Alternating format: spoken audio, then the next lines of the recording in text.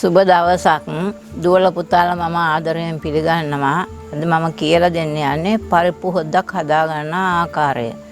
මේ වුවමනා දේවල් එහෙනම් බලා ගන්න. පරිප්පු හොදි සෑදීම සඳහා පරිප්පු ග්‍රෑම් 200ක් ගත්තා.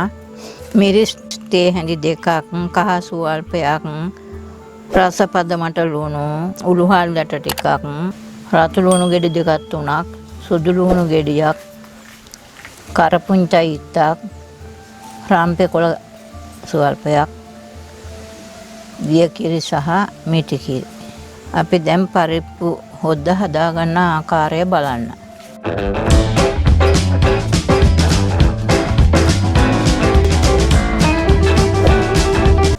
මේ පරිප්පු අපි 6 පාරක් හොදාගත්තා. පිරිසිදු වතුර පාට වෙනකන් හොද ගන්නවා.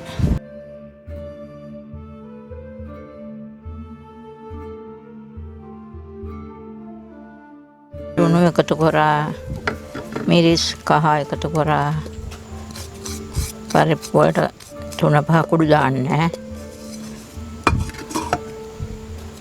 උළුහල් ටික එකතු කරා, සුදු ලුණු රතු ලුණු එකතු කරා,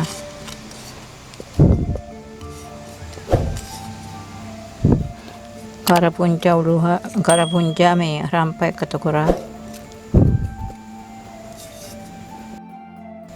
දැන් අපි පරිප්පු වීම සඳහා දිය කිරි එකතු කර ගන්නවා.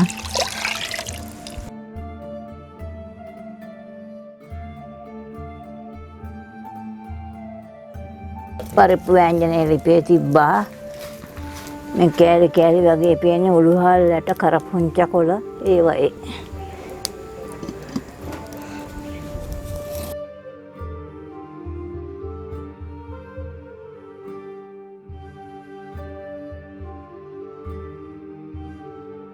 දැන් පරිප්පු එක ලිපේ තියලා විනාඩි 5කට විතර පස්සේ තමයි අපි මේ මිටි කිරි එකතු කරගන්නේ. පරිප්පු ගොඩාක් තැඹිලා බෙරි වෙනකන් තියන්න එපා. මෙන්න මේ ගානට වෙනකොට කිරි දාන්න, කිරි එකතු කරගන්න.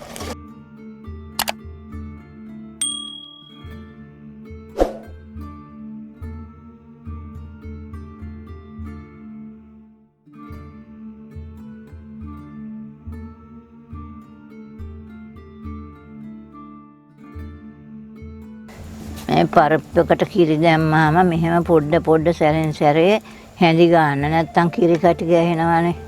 ඒක නිසා මෙහෙම හැඳි ගන්න. අපි දැන් පරිප්පු හොද්ද බා ගන්නවා.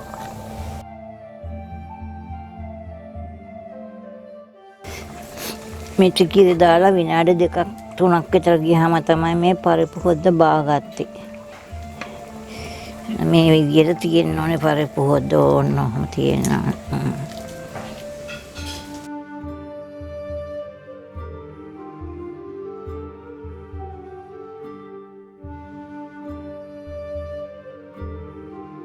අපි දැන් පරිප්පු හොද්ද හදාගෙන ඉවරයි.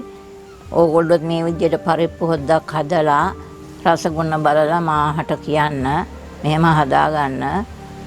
දුවල පුතාලාට බුදු සරණයි, දේවි පිහිටයි. මේ වගේ තවත් රසබර කෑම වේලකින් අපි යලි හමු වෙමු. මේ පරිප්පු හොද්දට පාන් කෑල්ලක්, රොටි කෑල්ලක් එහෙම තුනනම් හොඳයි පුතේ.